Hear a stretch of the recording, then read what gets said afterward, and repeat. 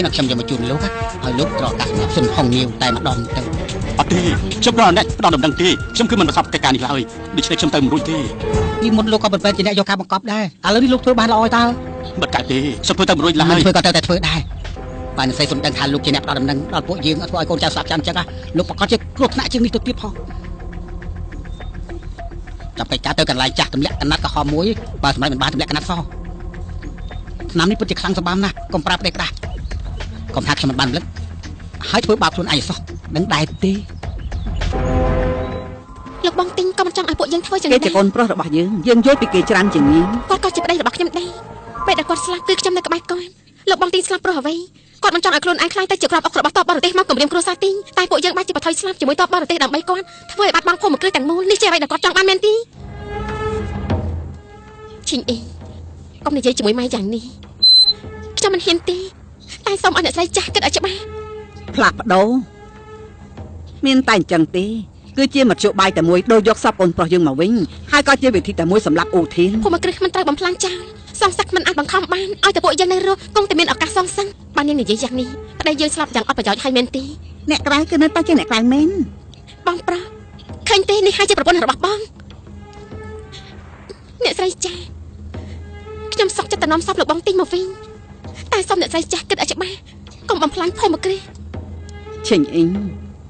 ថ្ងៃក្រោយកិច្ចការគ្រួសារទិញនាងកុំលូកដៃអសោះទិញតែចង់ស្លាប់នាងក៏ចាប់និស័យជាមួយគ្រួសារទិញដែរនាងជាអ្នកក្រៅយើងក៏មិនចង់ឲ្យនាងទៅស្លាប់ជាមួយពួកយើងដែរនាងទៅចុះ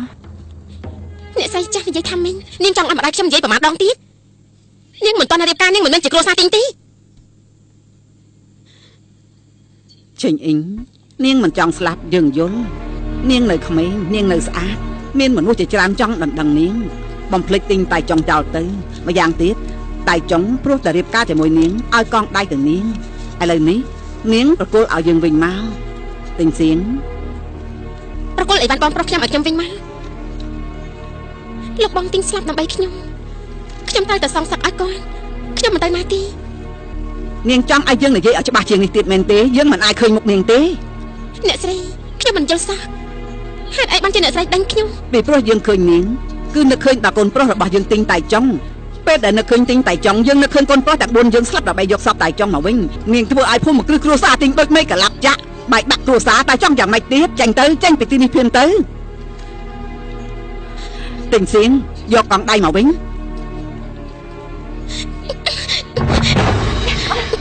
ជប់សិន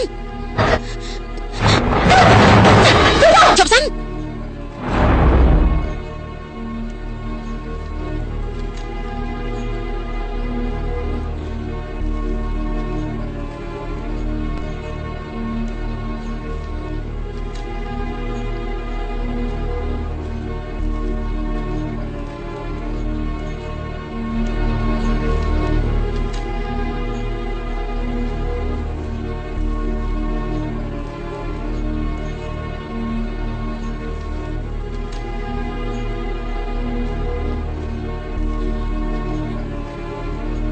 នោះពេលដែលពាក់កងដៃនេះ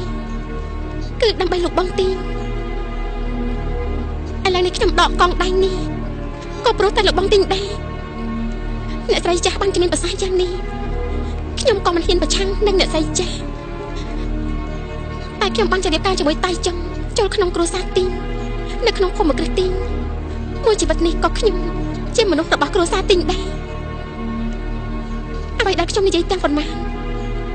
គឺដើម្បីអនាគតគ្រួសារទីងហើយក៏ជាប្រាថ្នារបស់តាចុងហេតុនេះសូមអ្នកស្រីចាស់គិតឲ្យច្បាស់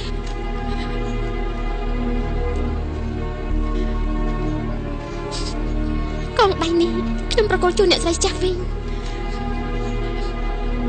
ប៉ុន្តែអ្វីដែលខ្ញុំបានស្បានខ្ញុំនឹងធ្វើឲ្យបានខ្ញុំចង់ឈិញអ៊ីងរស់ជាមនុស្សតៃចុងស្លាប់ក៏ជាប្រពន្ធតៃចុងដែរ